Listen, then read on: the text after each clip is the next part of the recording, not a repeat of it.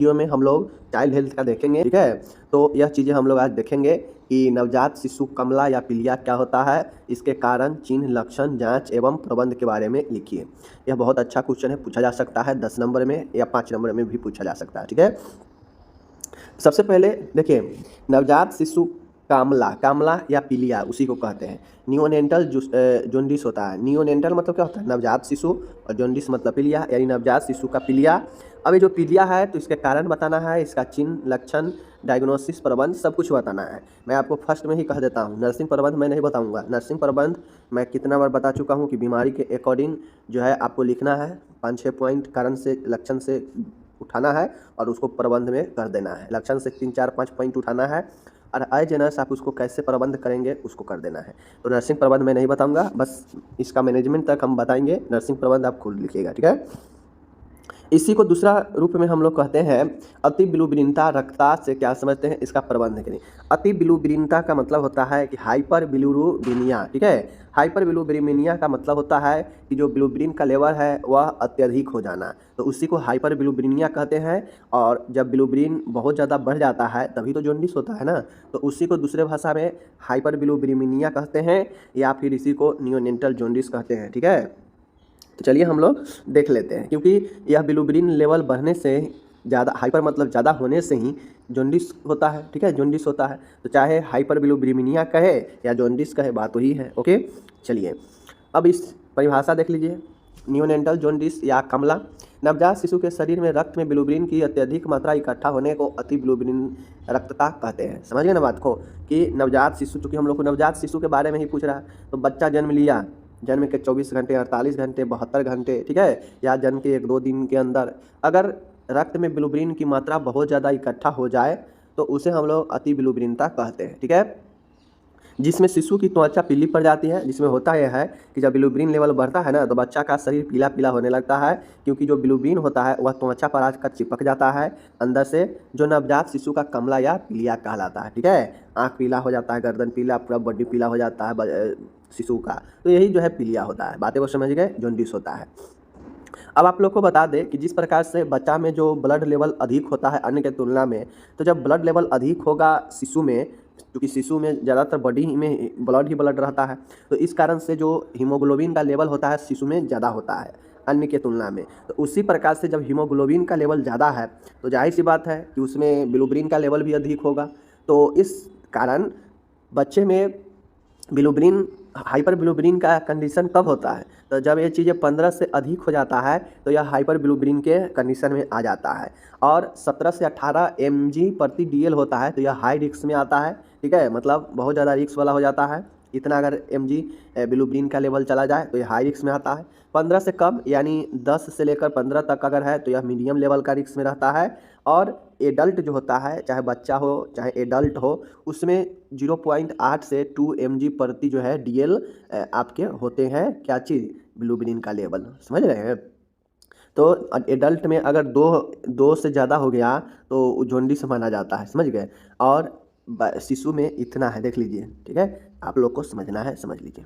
बता दिए कारण। अब इसके होने के क्या कारण हो सकते हैं, तो होने के कारण में लाल रक्त कोशिकाओं का जल्दी जल्दी अत्यधिक नष्ट होना, मतलब जो आरबीसी है जल्दी जल्दी बनना, जल्दी जल्दी नष्ट होना। अब आरबीसी ही क्या करता है, हमारे बॉडी में हीमोग्लोबिन का संचार करता है ज़्यादातर। तो जैसे जैसे जल्दी जल्दी आरबीसी बनेगा, नष्ट होगा, तो बॉडी में जो अपशिष्ट पदार्थ है जैसे बिलुबिलिन है यह बढ़ जाएगा, ठीक है।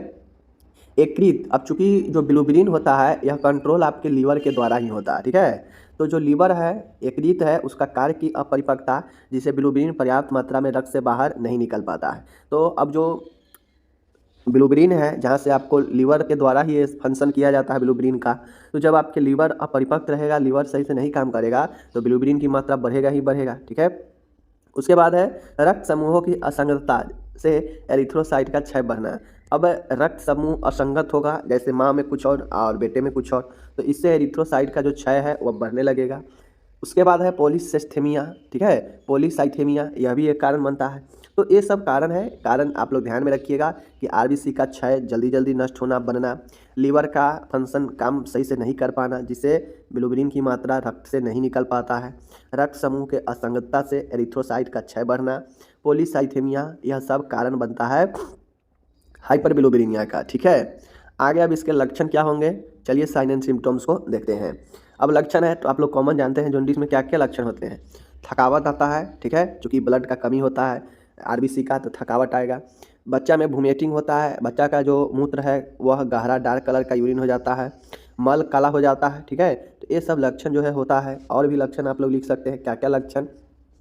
चेहरा पीला पड़ जाता है, ठीक है, नाखून पीले पीले हो जाते हैं गुलाबी के जगह, ठीक है। उसके बाद त्वचा पीला हो जाता है, आँख पीले पड़ जाते हैं, ठीक है। तो ये सब लक्षण आप लोग और इंक्लूड कर लीजिएगा। चेहरा पीला होना, आँख का पीला होना, नाखून का पीला होना, ठीक है, ये सब जो है आप लोग और इसमें ऐड कर लीजिएगा लक्षण में, ठीक है। चलिए निदान की बात किया जाए तो इसमें कुछ टेस्ट होता है, डायग्नोसिस किए जाते हैं।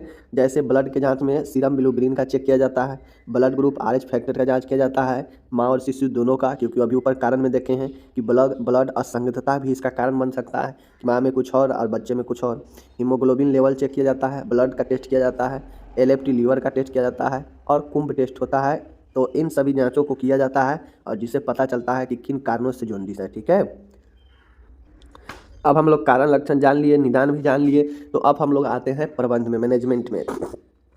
तो माय डियर यह जॉन्डिस है, तो जॉन्डिस के मैनेजमेंट में हम क्या क्या करते हैं।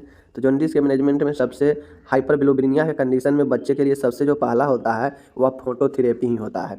फोटोथेरेपी जिसे प्रकाश चिकित्सा कहते हैं।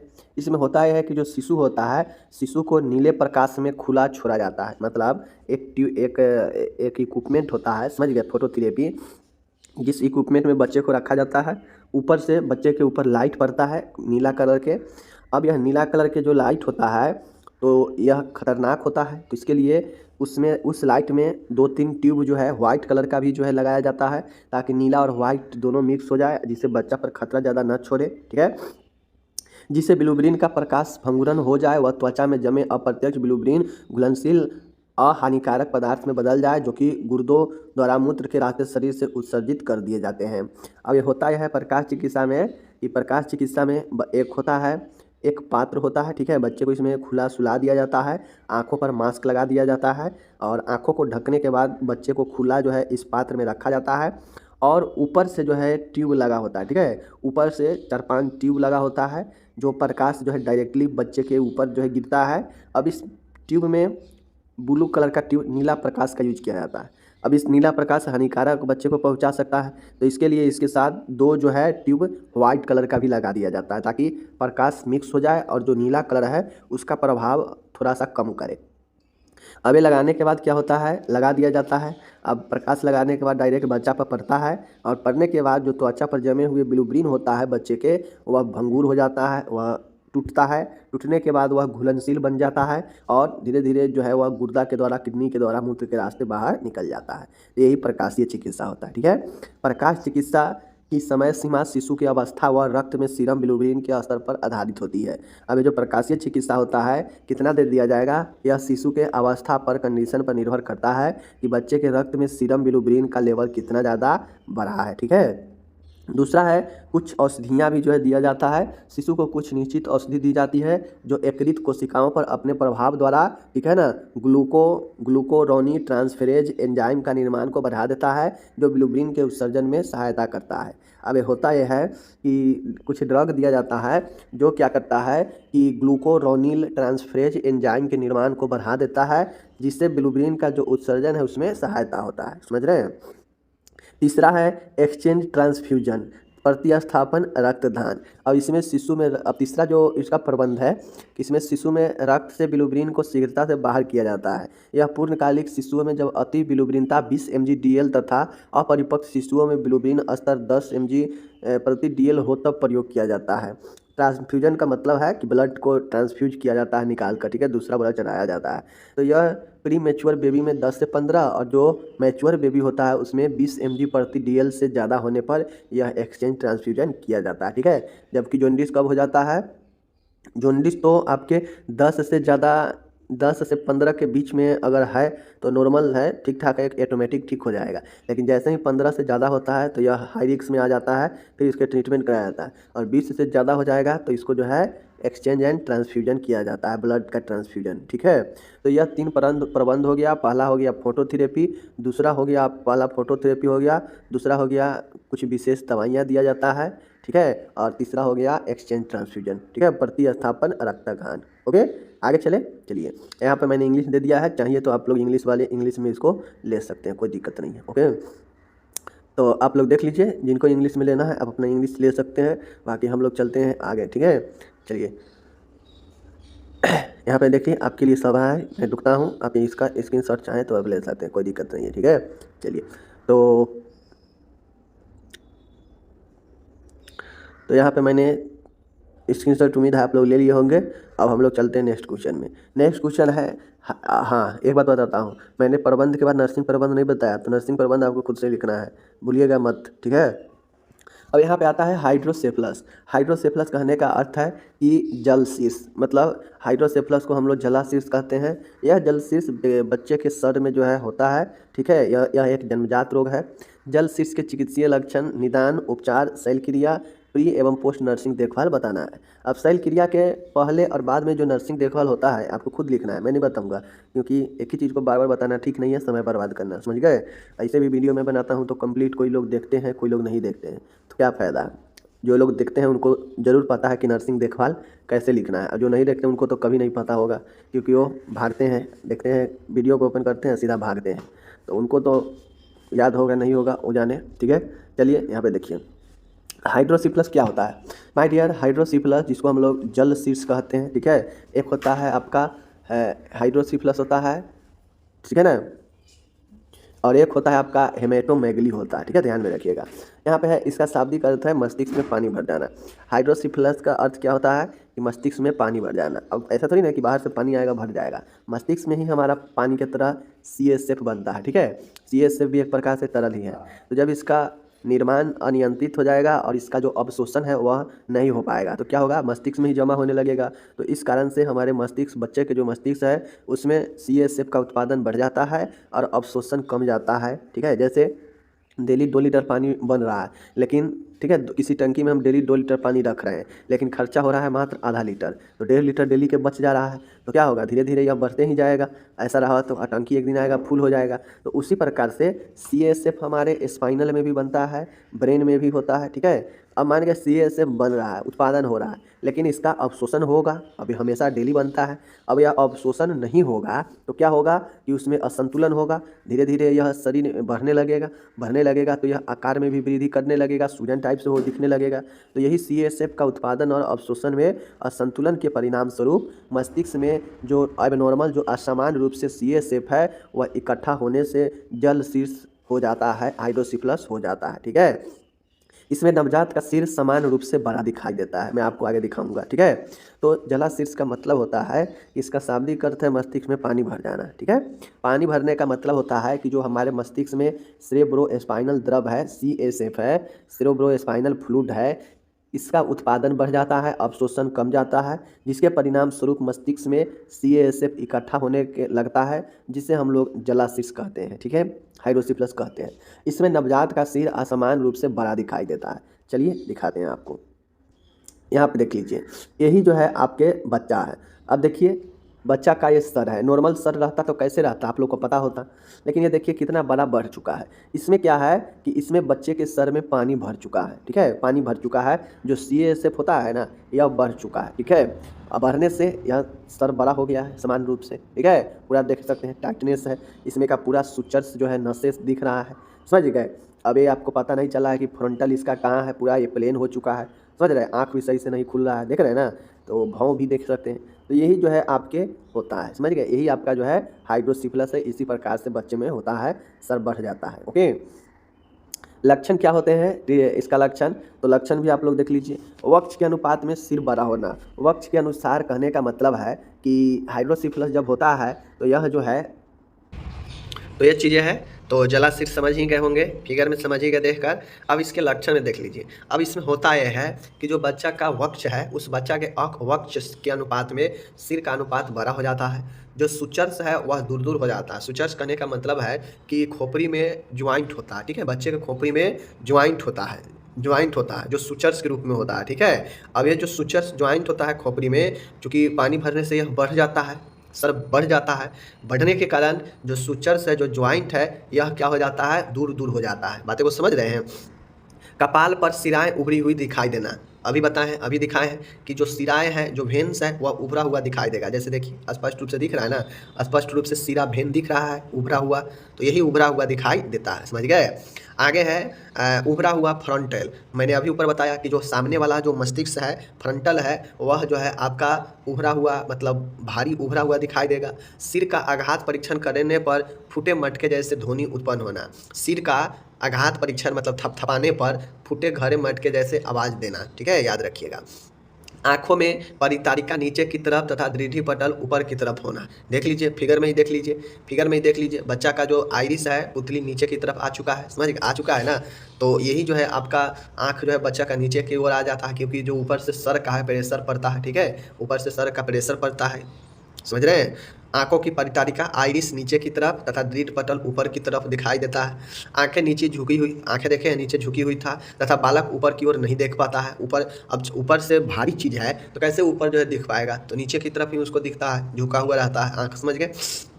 इंट्राक्रेनियल प्रेशर बढ़ने से उल्टी, ऐंठन और भिंगापन होता है। ठीक है। अब आईसीपी लेवल बढ़ने से, और आपको पता होगा कि सीएसएफ बढ़ने से ही आईसीपी लेवल बढ़ता है, इंट्राक्रेनियल प्रेशर। अब इसके बढ़ने से उल्टी होता है, ऐंठन आता है, भिंगापन दिखता है। ठीक है, ये सब चीज़ें होता है। तीखी आवाज़ में बच्चा रोता है। बालक का दूध पान ठीक से नहीं कर पाना, बच्चे दूध पान नहीं कर पाता है। मानसिक विकार एवं स्पास्टिक पक्षाघात। अब ऐसे कंडीशन में बच्चे में मानसिक विकार हो सकता है, कम नाड़ी व श्वसन दर होता है। तो ये सब लक्षण जो है एक हाइड्रोसिफिलस के बच्चे में देखने को मिल सकते हैं। ठीक है, इसलिए समय रहते इसका ट्रीटमेंट करवा लेना चाहिए। फिर से देखिए, वक्ष अनुपात, वक्ष के अनुपात में सिर का बड़ा होना, सिर बड़ा दिखेगा। सीवन सुचर्स अलग अलग दिखेगा, दूर दूर। कपाल पर जो सिरा है उभरी हुई दिखेगा। सिर जो है आगे का जो फ्रंटल है वह उभरा हुआ रहेगा। सिर का आघात परीक्षण थपथपाने पर फूटे मटके जैसी आवाज़ देगा। आँखों में परितारिका नीचे की तरफ, दृढ़ि पटल ऊपर की ओर दिखाई देगा। आँख जो है वह नीचे की ओर झुकी हुई लगती है और बालक ऊपर की ओर देख नहीं पाता है। आईसीपी लेवल बढ़ने से ऐंठन, वोमिटिंग, भिंगापन, स्क्विंट हो सकता है। तीखी आवाज़ में बच्चे रो सकता है। बालक का दूध पान ठीक से नहीं कर पाना। मानसिक विकार, कम नाड़ी व श्वसन दर, ये सब लक्षण देखने को मिल सकते हैं बच्चे में हाइड्रोसिफिलस के। ओके। निदान की बात किया जाएगा तो आपके सामने निदान है। निदान की बात किया जाएगा तो सबसे पहले सिर का सरकमफ्रेंस, सिर का परिमाप लिया जाता है। देखा जाता है कि नॉर्मल सिर और एक हाइड्रोसिफिलस के सिर में, दोनों में कितना बढ़ा हुआ है, कितना अंतर है। ठीक है। एक्सरे करवाया जाता है, सीटी स्कैन और वेंट्रिकुलोग्राफी करवाया जाता है। ठीक है, वेंट्रिकल्स को देखने के लिए वेंट्रिकुलोग्राफी करवाया जाता है, क्योंकि वेंट्रिकल के ही आसपास सीएसएफ द्रव जो है इकट्ठा होता है, तो ये देखा जाता है वेंट्रिकुलोग्राफी के द्वारा। ठीक है। तो ये तो हो गया आपका निदान, डायग्नोसिस समझ गए। ट्रीटमेंट की बात किया जाए उपचार की, तो उपचार की बात देख लीजिए। उपचार में क्या होगा, सबसे पहले इंट्राक्रेनियल जो प्रेशर है, सीएसएफ बढ़ने से जो इंट्राक्रेनियल प्रेशर बढ़ा हुआ है, इसको कम करने के लिए दवाइयाँ दिया जाता है, जैसे मेनिनटोल, फुरसामाइड। ये दवा क्या करता है कि अत्यधिक जो तरल इकट्ठा है उसको निकालता है बाहर, और जिससे प्रेशर कम लगता है। तो आईसीपी लेवल को कम करने के लिए जो है मेनिनटोल दवा, फुरसामाइड दवा दिया जाता है डायूरेटिक्स ग्रुप के। ठीक है। सर्जरी किया जाता है, जैसे वेंट्रिकुलोस्टोमी और कोरोइड प्लेक्सोटोमी। ठीक है, कोरोइड प्लेक्सोटोमी या फिर वेंट्रिकुलोस्टोमी सर्जरी की जाती है। लंबर पंक्चर के द्वारा सीएसएफ निकाला जाता है। लंबर पंक्चर पढ़ा चुके हैं। लंबर पंक्चर करके, ठीक है, स्पाइनल में इंजेक्शन लगा के सीएसएफ निकाला जाता है, ये भी ट्रीटमेंट है। और नहीं तो संटिंग करके जो सर का पानी है उसको किसी दूसरे अंग में ले जाकर छोड़ दिया जाता है, कनेक्शन बना दिया जाता है, तो यही संटिंग होता है। चलिए संटिंग मैं आपको एक बार फिगर में दिखा देता हूँ। इंग्लिश वाले इंग्लिश पहले आप यहाँ से स्क्रीनशॉट ले लीजिए। ठीक है, कोई दिक्कत नहीं है, आराम से लीजिए। एकदम ज़बरदस्त तरीके से यहाँ पे सब चीज़ बताया जाता है। आप पढ़ने वाले स्टूडेंट हैं, बिल्कुल आकर पढ़ सकते हैं, कोई दिक्कत इधर नहीं है। ठीक है, तो डायग्नोसिस वगैरह सब ट्रीटमेंट वगैरह यहाँ पे मैंने आपको बताया। ठीक है, चलिए अब संटिंग का मामला है। संटिंग का मामला देख लीजिए कि संटिंग का मामला क्या कहता है। अब आपको पता है कि सर में पानी भर जाता है, तो सर में कहाँ पे भरेगा, वेंट्रिकल के आसपास ही भरता है। ठीक है, तो यहाँ पे वेंट्रिकुलर है। ठीक है, वेंट्रिकल है। अब ये वेंट्रिकल जो होता है, या वेंट्रिकल जो है, इसी में पानी, इसी के आसपास पानी रहता है, तो ये पानी बढ़ने से सर का आकार बढ़ जाता है, बहुत सारी समस्या हो जाता है जो ऊपर देखे हैं। तो इसमें संट करने का मतलब है कि सर्जरी के द्वारा एक पाइप लगा दिया जाता है, कहाँ, वेंट्रिकल, जहाँ पे सीएसएफ बन रहा है, तो वहाँ पे एक पाइप डाल दिया जाता है, और वह पाइप का जो रास्ता है वह पेट से कनेक्ट कर दिया जाता है, एब्डोमिनल कैविटी में कनेक्शन कर दिया जाता है। यानी यहाँ का जो पानी है वह पेट एब्डोमिनल कैविटी में आकर यहाँ पे आ जाएगा, जिससे इधर जो है पानी का जो उत्पादन है जो इकट्ठा हो रहा है वह कमेगा और यह आके एब्डोमिनल में जमा हो जाएगा। ठीक है, तो यही संटिंग होता है। संटिंग यहाँ पे किया कनेक्शन और ला के कनेक्शन जोड़ दिया एब्डोमिनल कैविटी में। ठीक है, यह कहीं भी कनेक्ट, यह जो है कहीं भी कनेक्शन कर सकता है, ऐसा नहीं है कि एब्डोमिनल कैविटी में। हम इस फिगर में आपको बता रहे हैं कि एब्डोमिनल कैविटी में कनेक्शन कर दिया गया है, समझ गए, जहाँ पे सर का पानी इधर आकर जाएगा। ठीक है, चलिए, तो ये सब चीज़ मैंने आपको बता दिया। अब आप जिनको दिक्कत है, इस प्रकार से आपको बच्चे को लगता हो दिक्कत, तो आप लोग ट्रीटमेंट जरूर कराइए। ट्रीटमेंट में दवाई वगैरह से ज़्यादा काम करता नहीं है, तो इस दौरान आपको उपचार में आईसीपी लेवल को कम करने के लिए बेनिटोल फ्रुटसमाइड देते हैं ताकि दर्द वगैरह कम हो सके। ठीक है, क्योंकि आईसीपी बढ़ने से दर्द बढ़ता है बच्चे में या किसी में, तो उसके लिए दवाई देते हैं। सर्जरी में वेंट्रिकुलोस्टोमी, क्रोवाइड पेलेस्टोमी किया जाता है या फिर लंबर पंक्चर करके CASF निकाला जाता है। ठीक है, और संटिंग किया जाता है, जो कि मैंने आपको नीचे बता दिया है। ठीक है, संटिंग करके मस्तिष्क के पानी को किसी दूसरे कैविटी में इकट्ठा भेजा जाता है। ठीक है, तो ये आपका हो गया, मैंने 2 क्वेश्चन अच्छे से बता दिया। अब इस पर सर्जरी से पहले, सर्जरी के बाद नर्सिंग देखभाल कैसे आप लिखेंगे, आप समझिए, आपका काम समझे, क्योंकि इससे पहले भी हम जो है पढ़ा चुके हैं। देखिए, चीज़ को बार बार नर्सिंग प्रबंध बताना ये ठीक बात नहीं है, समझ गए। तो आप खुद से लिखिए, खुद से समझिए, अगर पढ़े हैं तो। कहता है आहार नाल की अविवर्ता, मीन्स इसे हम लोग इसोफेजियल अट्रेसिया कहते हैं। इसके कारण चिकित्सक, लक्षण, उपचार, मतलब टोटल चीज़ें लिखना है। यह एक जन्मजात रोग है जिसे इसोफेजियल अस्ट्रिया जो है अट्रेसिया कहते हैं। हिंदी में इसे आहार नाल की अविवर्ता कहते हैं। अविवर्ता का मतलब होता है कि अवरुद्ध होना। ठीक है, यही जो है होता है आपका आहार नाल की अविवर्ता। अविवर्ता का मतलब होता है कि कनेक्टिविटी नहीं होना, अवरुद्ध होना आहार नाल का। ठीक है, चलिए इसको हम लोग देखते हैं। अब यहाँ पे मैं आपको समझा दूँ, इतना चीज़ें समझने का मतलब है कि आपको एक चीज़ समझना पड़ेगा। ठीक है, कैसे समझना पड़ेगा, तो आप लोग एनाटॉमिकल स्ट्रक्चर जानते हैं आहार नाल का। ठीक है, तो अभी मैं बता देता हूँ। जैसे आप लोग इस फिगर में देखिए। ठीक है, ये फिगर में उतना क्लियर नहीं होगा, इस वाले फिगर में देखिए। जैसे मानिए ये हमारा पेट है। ठीक है, ये हमारा पेट है। ठीक है, पेट से ऊपर के नली कौन जुड़ा होता है, आहार नाल। आहार नाल जुड़ा होता है ना एसोफेगस, पेट से, तो ये हो गया। ठीक है, और उसी के जो है बगल में हमारा क्या रहता है, श्वास नली रहता है, जो 2 ट्रेकिया के रूप में दोनों फेफड़ों में खुलता है। ठीक है, इतना भी जानते हैं आप लोग। अब होता ये है कि बच्चा में अगर ये चीज़ें पाया जाता है, एसोफेगल अट्रेसिया अगर पाया जाता है, तो उसमें होता यह है कि जो ये आहार नाल का नली जो पेट से कनेक्ट होना चाहिए डायरेक्ट, वह कनेक्ट नहीं होता है, उसमें कनेक्टिविटी नहीं रहता है। या तो इसमें यह 5 कंडीशन बनता है। ठीक है, ये 5 जो है टाइप्स होते हैं, प्रकार होते हैं अलग अलग कनेक्ट होने का। एक में होता यह है कि जो इसोफेगस होता है वह बीच से ही जो है संपर्क नहीं रहता है, और पेट अलग और आहार नाल ऊपर अलग। ठीक है, और यह ट्रेकिया के जगह पर ठीक रहता है। ठीक है, तो पहला कंडीशन ये होता है। दूसरा कंडीशन ये होता है कि जो एसोफेगस वाला होता है ना, एसोफेगस का ऊपरी भाग, मतलब बीच में तो कनेक्टिविटी रहता ही नहीं है किसी में। ठीक है, तो ऊपर वाला जो भाग होता है वह ट्रेकिया के साथ में जुड़ जाता है। ठीक है, मतलब दूसरे के साथ जुड़ जाता है, उससे फिस्टुला बना लेता है। ठीक है, फिस्टुला का मतलब ही होता है कि शरीर का ऐसा खोखला पार्ट जो किसी दूसरे पार्ट के साथ जो है कनेक्ट हो जाए। ठीक है, तो यही में यह भी नली है और यह भी नली है, तो एक भाग में तो कोई किसी से नहीं जुड़ेगा, सब के सब अलग रहेगा। पेट के निचला हिस्सा भी अलग। ठीक है, पेट के हिस्सा भी अलग, और आहार नाल भी अलग, और जो है ट्रेकिया भी अपना अलग रहता है। ठीक है, तो ये होता है। ठीक है, उसके बाद होता यह है बी में कि आहार नाल की ऊपरी हिस्सा ट्रेकिया के साथ कनेक्ट हो जाता है, और जो कि कनेक्ट किससे होना चाहिए, इस पेट से होनी चाहिए, लेकिन पेट से तो होता नहीं है, यह ट्रेकिया से कनेक्ट कर लेता है, फिस्टुला बना लेता है। ठीक है, तो दूसरा कंडीशन ए होता है, बाकी यह पेट अलग ही रहता है। तीसरा कंडीशन ये बनता है कि ये ऊपर वाला ठीक रहता है, आहार नाल दोनों में तो कनेक्ट नहीं रहता है पेट से कनेक्ट होना चाहिए, जो नहीं होता है। लेकिन होता यह है कि जिस प्रकार से ऊपर वाला इससे कनेक्ट हो गया है, तो उसी प्रकार से अब नीचा जो पेट के ऊपर वाला हिस्सा है वह जो है ट्रेकिया के साथ कनेक्ट हो जाता है। ठीक है, तो ये तीसरा कंडीशन है। चौथा कंडीशन में होता यह है कि ये वाला ऊपर वाला भी ऊपर से कनेक्ट हो जाता है ट्रेकिया से, और नीचे वाला भी जो है नीचे से कनेक्ट हो जाता है। ठीक है, पांचवा कंडीशन बनता है कि सब जो है सबसे कनेक्ट हो जाएगा, यानी पेट आपस में आहार नाल से जुड़ा रहेगा, लेकिन यह जो है ट्रेकिया से जुड़ा भी रहेगा, यानी एच आकार बना लेता है। ठीक है, तो यही हमारा कुछ जो है ट्रेकिया के 5 जो है क्लासिफिकेशन हो जाता है। बड़ी आसान है।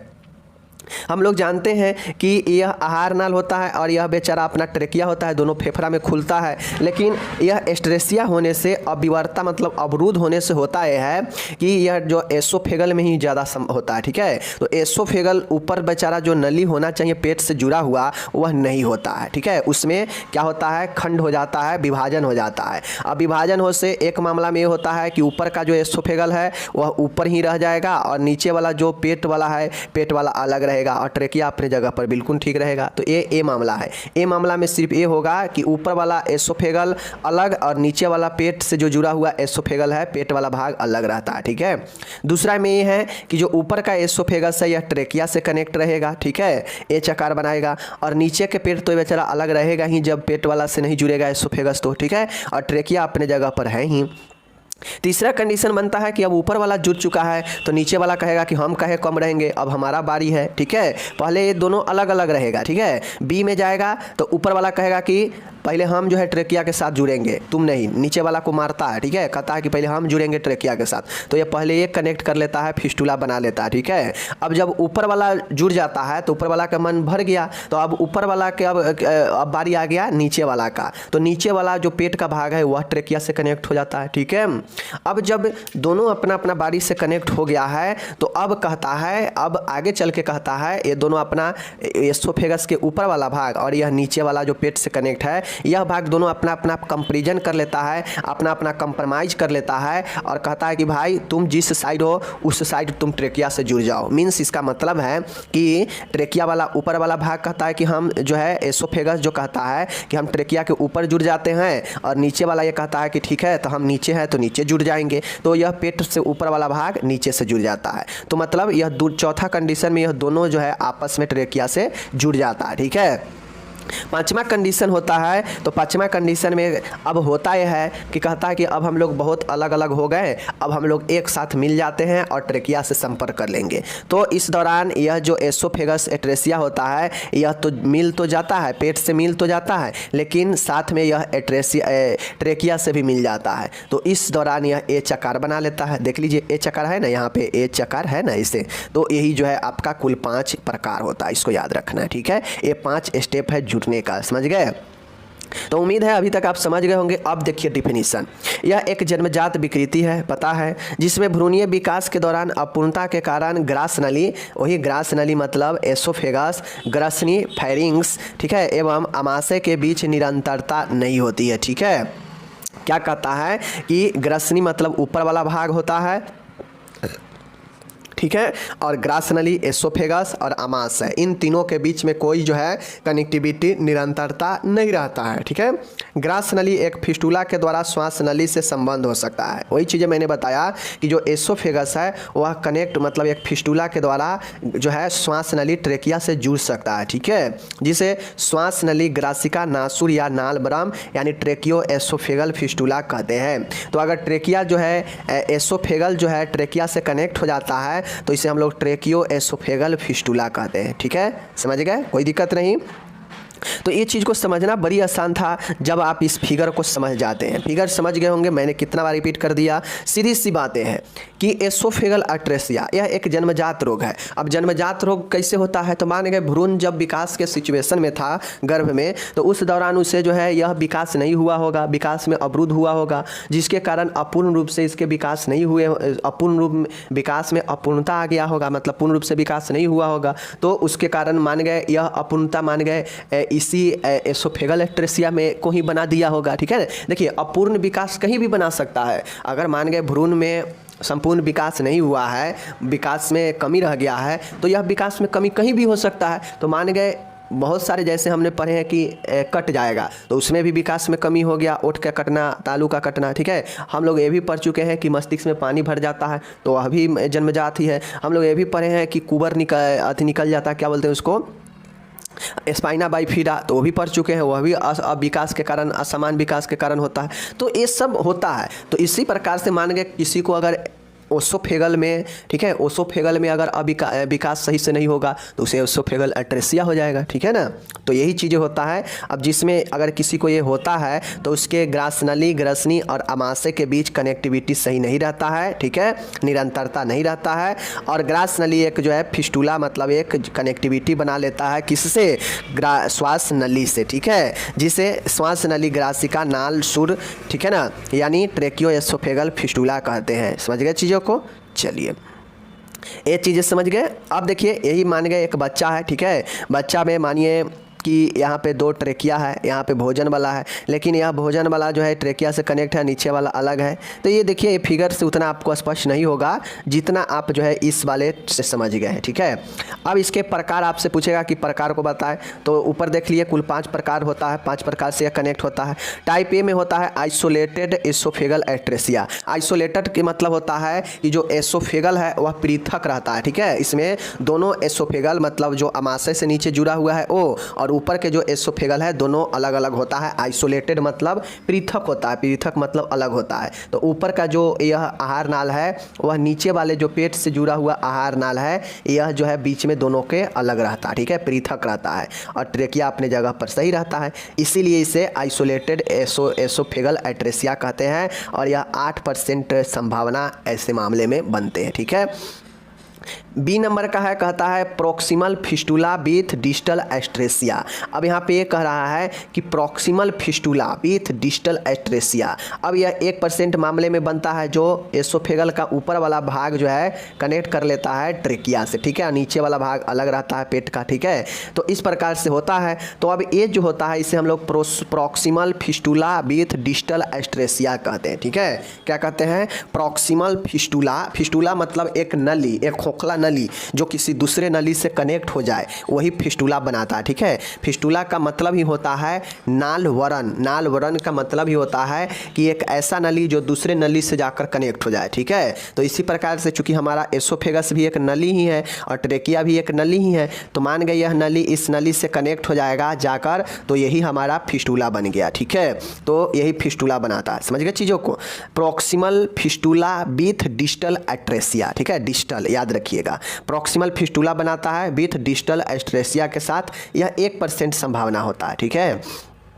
सी नंबर में है, देखिएगा, प्रॉक्सिमल एस्ट्रेसिया विथ डिस्टल फिस्टूला 85%। अब ये कैसे मामला, यह सी नंबर तीसरा मामला है। तीसरा मामला में मैंने क्या पढ़ाया कि जब अब ऊपर वाला जुड़ गया है तो अब नीचे वाला कहता है कि अब तुम मत जुड़ो, अब हम जुड़ेंगे ट्रेकिया से, हमारा बारी है। यानी ऊपर वाला बेचारा जो है ऐसे ही रह जाता है और नीचे वाला जो होता है यह नीचे वाला जो है जुड़ जाता है किससे, ट्रेकिया से, ठीक है, ट्रेकिया से जुड़ जाता है, समझ गए चीज़ों को। तो ऐसे ही जो है आपके ये होते हैं, ठीक है। तो यह ट्रेकिया से जुड़ जाता है, इधर अमाशय का भाग है, ठीक है ना।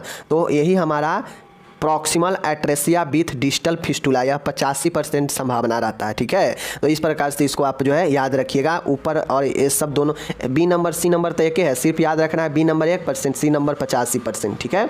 चलिए आगे चलिए। Double fistula with intervening atresia. Double fistula, अब डबल फिस्टूला क्या है, अब दोनों आपस में जुड़ चुका है, अब इसका जो है बात हो गया ख़त्म। अब यह क्या करता है, यह दोनों देख लीजिए, double fistula with intervening atresia, ठीक है। इंटरविंग के मतलब क्या होता है कि ऊपर वाला भाई यह ट्रेकिया से जुड़ा है, ठीक है, नीचे वाला कहता है कि भाई हमू नहीं रुकेंगे, हमू जो है जुड़ेंगे ट्रेकिया के साथ, तो यह भी जुड़ गया। लेकिन ये दोनों के बीच में इंटरविंग तो है ही, कोई कनेक्टिविटी नहीं है, लेकिन दोनों फिस्टूला आपस में दोनों कनेक्ट करके बना रहा है ना। तो यही जो है आपका डबल फिस्टूला बना रहा है। एक फिस्टूला ए हो गया इससे यहाँ पे, और एक फिस्टूला जो है आपका ए बनाता है, नीचे वाला भाग बना रहा है ट्रेकिया के साथ में, ठीक है। यानी ट्रेकिया के साथ में ओसोफेगल का नीचे और ऊपर दोनों पार्ट कनेक्ट हो रहा है, इसीलिए इसे double fistula with intervening atresia, और यह भी 1% मामला में ही पाया जाता है, ठीक है। उसके बाद है आइसोलेटेड फिस्टूला एच टाइप, यह 4% है। आइसोलेटेड फिस्टूला का मीन्स मतलब है कि देख लीजिए, जैसे मैं आपको बता देता हूँ एच कैसे बनाता है। तो जैसे ये ऊपर वाला है, अब कहता है कि भाई अलग अलग दोनों आदमी बहुत जो है कनेक्ट हो लिए, अब एक साथ सब कोई मिल के कनेक्ट हो लेते हैं। तो मतलब ऊपर वाला भाग समझिए ए है, ठीक है, और नीचे वाला भाग मानिए यहाँ पे ए है, ए अमाशय का, ठीक है, और इधर ट्रेकिया है, ठीक है, इधर ट्रेकिया है, समझ गए, इधर ट्रेकिया है अपना, ठीक है, ट्रेकिया है। अब ये ऊपर वाला कह रहा है कि भाई नीचे वाला दोनों कह रहा है आपस में सहमति बना के कि हम लोग अब बहुत अलग अलग जुड़ लिए, अब हम लोग सब लोग मिलकर एक साथ जुड़ते हैं। तो यह दोनों आपस में कनेक्ट रहता है और इस कंडीशन में यह ट्रेकिया से भी कनेक्ट रहता है। और यही कारण है कि देखिए एच टाइप बना रहा है ना, तो इससे 4% जो है रूप में माना जाता है, 4% यह पाया जाता है। ठीक है, तो यही आइसोलेटेड फिस्टुला हो गया। याद करना बड़ी आसान है, ऊपर नीचे दोनों आइसोलेटेड फिस्टुला, बस रेशियो परसेंटेज याद रखिएगा। और बी नंबर का है proximal fistula with distal atresia, B और सी दोनों एक है। सिर्फ आपका डी नंबर चौथा आपको सही से याद करना है, जिसमें डबल फिस्टुला बना रहा है विथ इंटरवेनिंग एट्रेसिया 1%। ठीक है, तो ये हो गया आपका प्रकार भी मैंने आपको बता दिया। अब इससे बढ़िया प्रकार आपको कोई नहीं बता सकता है। ठीक है, फालतू के समय लेने से कोई फ़ायदा नहीं है, क्योंकि वीडियो 2-3 मिनट से ज़्यादा कोई देख नहीं रहा है, ये चीज़ को हम भी देख रहे हैं। ठीक है, कारण क्या है, चलिए कारण को हम लोग जानते हैं। कारण में हो सकता है, अब हम लोग पहले से पता है कि जन्मजात रोग के बस ज़्यादा कारण होता नहीं है, एक आनुवांशिक कारण होता है और एक कारण होता है कि भ्रूण का विकास में असफल होना। ठीक है, यानी भ्रूण का सही से विकास न होना, और पर्यावरण जनित कुछ कारक भी हो सकता है। ज़्यादा कारण होता नहीं है। कारण में ये महत्वपूर्ण 2 कारण होते हैं, आनुवांशिक कारण, भ्रूणीय विकास की असफलता, यह 2 कारण महत्वपूर्ण होता है। भ्रूणीय विकास में असफल होने से ही ना जो है यह कनेक्ट एक से दूसरे में हो जा रहा है। ठीक है ना। अब इसका लक्षण क्या होगा, मान गए अगर किसी को इस प्रकार से अगर इधर से उधर कनेक्टिविटी हो जा रहा है, तो इसमें क्या क्या जो है लक्षण होंगे। तो लक्षण अब आराम से आप लिख सकते हैं। मुंह से निरंतर, देख लीजिए, मुंह से निरंतर जो है झाग वाला लार बहना। ठीक है, सलाइवा निकलना। ठीक है, भोजन के बाद उल्टी, खांसी व दम घुटना। अगर ऐसा मरीज है, कोई बच्चा है और वह दूध वगैरह ले रहा है, तो तुरंत उसका उल्टी हो जाएगा या खांसी होगा या दम घुटेगा। क्यों? क्योंकि मान गए हो सकता है उसका जो है ऊपर वाला एसोफेगल ट्रेकिया से कनेक्ट हो, तो जो भी दूध वगैरह लेगा वो तो ट्रेकिया में चला जाएगा। तो ट्रेकिया में हम लोग जानते हैं वह हवा लेने का मार्ग है, वह कोई भोजन का मार्ग है नहीं। तो उसमें एक पानी भी अगर चला जाएगा तो व्यक्ति को दम घुटने लगता है, खांसी होने लगता है। तो यह प्रॉब्लम आपके होगा ही लक्षण। ठीक है, अत्यधिक मात्रा में नाक से शराब बहना। अब होता यह है कि अत्यधिक मात्रा में नाक से शराब आता है। क्यों? क्योंकि ट्रेकिया से कनेक्ट है, तो असर तो ट्रेकिया में थोड़ा न थोड़ा जाएगा ही। तो वह झाग के रूप में ट्रेकिया हमारे श्वसन नली के जरिए नाक में ही निकलेगा, तो नाक से रक्त जो है शराब ज़्यादा होगा।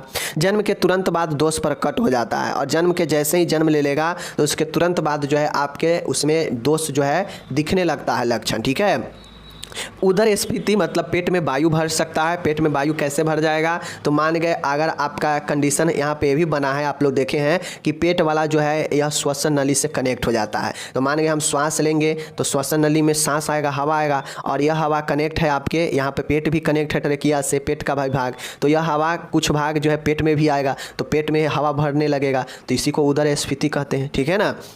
तो यह सब लक्षण याद रखिएगा कि मुंह से निरंतर झाग बहना। ठीक है, भोजन के बाद उल्टी होना, खांसी होना, दम घुटना, अत्यधिक मात्रा में नाक से सिक्रेशन होना, जन्म के तुरंत बाद दोष प्रकट हो जाना, उदर में वायु भरना। ठीक है, जो है आरामदायक महसूस होना, मतलब आराम नहीं लगना। ठीक है, परेशानी होना, श्वास लेने में कष्ट होना। ठीक है, कुपोषण हो सकता है इस कंडीशन में, क्योंकि भोजन बच्चा सही से नहीं करेगा, उल्टी हो जाएगा, तो कुपोषण भी होगा। ठीक है, तो और सारे लक्षण आप इसमें सहायक लक्षण लिख सकते हैं। ठीक है, चलिए इसका उपचार क्या होगा माय डियर। तो उपचार में, ट्रीटमेंट में सबसे महत्वपूर्ण इसका होता है सर्जरी। मान गए, अब आपको ऊपर बता देते हैं, उपचार में इसका सर्जरी सबसे महत्वपूर्ण होता है। ठीक है, फिगर देखिए यहाँ पे, ये फिगर देखिए, मान गए यहाँ पे क्या किया जाता है, मान गए कि आपका ए वाला कनेक्ट है यहाँ पे। ठीक है, ए वाला यहाँ पे कनेक्ट है। ठीक है, तो होता यह है कि यहाँ पे इसको जो है काट के, ठीक है, इससे कनेक्ट कर देता है डॉक्टर सर्जन। ठीक है, तो यह ठीक हो जाता है। ठीक है ना, मतलब इसमें सर्जरी के द्वारा जो फिस्टुला है उसको सही किया जाता है। अगर पेट वाला ट्रेकिया से कनेक्ट है तो वहाँ काट कर पेट के एसोफेगस से कुछ ज्वाइंट कर देता है। ठीक है, तो यही जो है सर्जरी होता है। तो पहला उपचार में आप यही लिखिएगा कि इसके लिए जो है सर्जन जो है आवश्यक सर्जरी करते हैं, जहाँ पे फिस्टुला को ठीक करते हैं सर्जरी के द्वारा।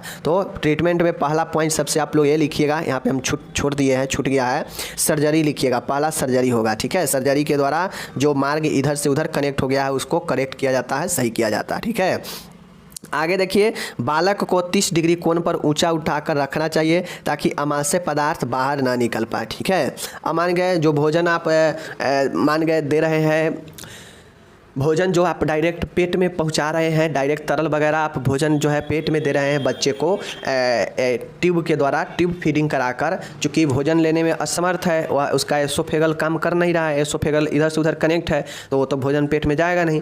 तो इस कंडीशन में हम क्या करते हैं कि डायरेक्ट ट्यूब फीडिंग कराते हैं बच्चे को, ठीक है। डायरेक्ट अमाशय में पेट में जो है ट्यूब को इंसर्ट करके और जो है भोजन उसमें तरल दिया जाता है।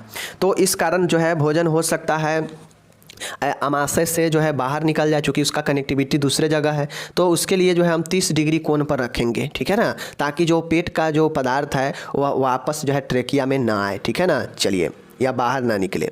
दूसरा है संप ड्रेन द्वारा अपर एसोफेगल पाउच का सक्शन करेंगे। अब मान गए ऊपर वाला जो एसोफेगल है जो अमाशय से कनेक्ट नहीं है, इसमें हो सकता है कोई सिक्रेशन वगैरह हो, भोजन लेने के बाद जो है दूध लेने के बाद इसमें कोई चीज़ का जमाव हो, तो इसको जो है हम लोग सक्शन करते हैं संप ड्रेनेज के द्वारा, ठीक है, अपर एसोफेगल को, ठीक है। चलिए, तीसरा है माय डियर गैस्ट्रोटोमी करना ताकि अमाशय में दबाव कम हो एवं अंतः श्वसन को रोका जा सके, तदुपरांत इसका उपयोग आहार देने के लिए किया जाता है। अब ऐसे मरीज में चूँकि सर्जरी अचानक से तो जरूर किया नहीं जाता है और सर्जरी करके ठीक किया नहीं जाएगा, तो पहले उसको जो है गैस्ट्रोटोमी किया जाता है, मीन्स पेट में क्या किया जाता है, ट्यूब को लगा दिया जाता है, डायरेक्टली एक चीरा लगा के जो है पेट में ट्यूब को लगा दिया जाता है और भोजन वगैरह जो है उसी ट्यूब के द्वारा पेट में डायरेक्टली देते हैं, ठीक है। तो इससे मान गए जो है श्वसन, अंतः श्वसन मतलब अंदर ही अंदर श्वसन भी जो है रुकता है, दबाव कम होता है और पोषण के लिए भी काम में आता है गैस्ट्रोटोमी, ठीक है। आगे है चौथा है लाक्षणिक उपचार। अब लक्षण के उपचार करते हैं, जैसे एंटीबायोटिक संक्रमण से रोकने के लिए ऑक्सीजन देंगे, चूँकि ऑक्सीजन का कमी श्वसन कष्ट हो सकता है इसमें, तो ऑक्सीजन देंगे, ठीक है। तरल के कमी के लिए आईवी फ्लूइड कंटिन्यू देते रहेंगे पोषण बनाने के लिए। तो यह जो है आपके हो गए, ये सब सहायक उपचार हो गए, लेकिन मस्ट उपचार इसका क्या होगा आप लोगों को मैं बता देता हूँ। इस उपचार से पहले आप यहाँ पे एक पॉइंट दीजिएगा और लिखिएगा कि मरीज का प्रबंध, और प्रबंध में आप लोग लिखिएगा, पहला प्रबंध लिखिएगा सर्जिकल प्रबंध, और लिखिएगा कि इसमें जो है बच्चे को जो है सर्जरी के द्वारा जो है ठीक किया जाता है फिस्टूला को, ठीक है, फिस्टूला को करेक्ट किया जाता है और जिससे जो है बच्चे को जो है आम तरीके से भोजन लेने के लिए तैयार हो जाता है। तो पहला सर्जरी लिख दीजिएगा, सर्जरी में लिखिएगा कि जो चिकित्सक होते हैं वह सर्जरी के द्वारा जो है फिस्टूला को ठीक करते हैं, ठीक है, बस ये हो जाएगा। और उसके बाद उपचार में ये सब लिख दीजिएगा, ये सब तो सहायक है, ठीक है, सहायक उपचार है, ठीक है ना। चलिए, नर्सिंग प्रबंध की बात किया जाए तो चूंकि इसमें सर्जरी संभव है, अभी ऊपर बताएं सर्जरी होगा, तो सर्जरी के लिए इसमें कोई नाम नहीं है फलाना सर्जरी होगा, ठीक है, बस सर्जरी के जरिए इसमें जो है पेशेंट को यह ठीक किया जाता है, जो कनेक्टिविटी मान गए ट्रेकिया से है उसको जो है काट कर और उसको जो है सही दिशा में ठीक किया जाता है, ठीक है। अब रह गई नर्सिंग प्रबंध की बात, तो सर्जिकल मैनेजमेंट में कोई भी पेशेंट हो, अगर सर्जरी हुआ हो तो नर्सिंग प्रबंध आप लोग को पता है कि सर्जरी से पहले नर्सिंग प्रबंध करते हैं, सर्जरी के दौरान नर्सिंग प्रबंध करते हैं और सर्जरी के बाद नर्सिंग प्रबंध करते हैं। तो आप इसमें देखिए बीमारी क्या कहता है, तो बीमारी कहता है कि पेशेंट जन्मजात रोग है, एसोफेगल एट्रेसिया हुआ है, मतलब फिस्टूला बना है ट्रेकिया से अमाशय को, या ट्रेकिया से किसको, एसोफेगस के ऊपरी भाग से, या सभी एक दूसरे से जुड़ा हुआ रहेगा। तो इस कंडीशन में अगर सर्जरी होगा तो एज ए नर्स सर्जरी से पहले आप क्या करेंगे, सर्जरी के बाद क्या करेंगे, टोटल चीज़ें आपको लिखना है। चलिए हम बता ही देते हैं कि सर्जरी से पहले देखभाल क्या क्या होगा। सर्जरी से पहले देखभाल क्या करेंगे, ऑपरेशन से पूर्व जो है बालक को मुख से, मतलब मुंह से कुछ भी नहीं देंगे, ठीक है, और एसोफेगल एट्रेसिया में तो ऐसे भी जो है मुंह से डायरेक्टली कुछ नहीं देना चाहिए। बालक को वाइटल साइन का चेक करें, वह किसी भी परिवर्तन का तुरंत डॉक्टर को सूचित करें। शिशु को संक्रमण से बचाएं, जब वह सर्जरी में जाने वाले हैं तो उससे पहले संक्रमण से बचाएं। डॉक्टर के निर्देशानुसार सभी दवाइयां और ऑक्सीजन प्रदान करें, ठीक है। सक्शन द्वारा श्वसन मार्ग को साफ करें, अब सर्जरी से पहले सक्शन के द्वारा श्वसन मार्ग को बिल्कुल क्लीन कर दे, ठीक है। और भी लिखेंगे कि जो है बच्चे के अभिभावकों से लिखित सहमति प्राप्त करेंगे, बच्चों को अभिभावकों को जो है सांत्वना देंगे, क्योंकि सर्जरी से घबरा जाता है तो इसमें भी उसके पेरेंट्स घबरा जाएंगे, ठीक है। एनपीओ में रखें, ठीक है ना, एनपीओ में मतलब मुंह से कुछ भोजन नहीं देंगे, ठीक है। तमाम ऐसे चीज़ें जो है सर्जरी से पहले, इसमें तो शॉर्ट में लिखा गया ना, आप और सब चीज़ें जो है यहाँ पे लिखेंगे, ठीक है। आगे है शल्य क्रिया के बाद देखभाल। अब यहाँ पे शल्य क्रिया के बाद देखभाल लिख रहे हैं। शल्य क्रिया के अगर दौरान पूछता तो दौरान ओटी में देखभाल होता है, तो दौरान क्या क्या होगा वो आप देखभाल करेंगे। तो ये सब चीज़ें मैं पहले कितना बार बता चुका हूँ, हर एक बार टिप्स भी देता हूँ कि कैसे लिखना है, ठीक है। बाकी फिर भी बता देते हैं। बाद देखभाल की बात आएगा तो बालक को गर्म ऊर्ध्वपात इनक्यूबेटर में रखना चाहिए, ठीक है। सक्शन सर्जरी के बाद इनक्यूबेटर में रखें। सक्शन द्वारा श्वसन मार्ग को साफ करें जिससे श्वसन की प्रक्रिया निरंतर बनी रहे। वह श्राव की मात्रा को नोट करें, मतलब कितना निकल रहा है श्वसन मार्ग से श्राव, इसका नोट करें। वाटर सील ड्रेनेज का देखभाल करें जो शरीर तरल निकालने के लिए लगाया गया है।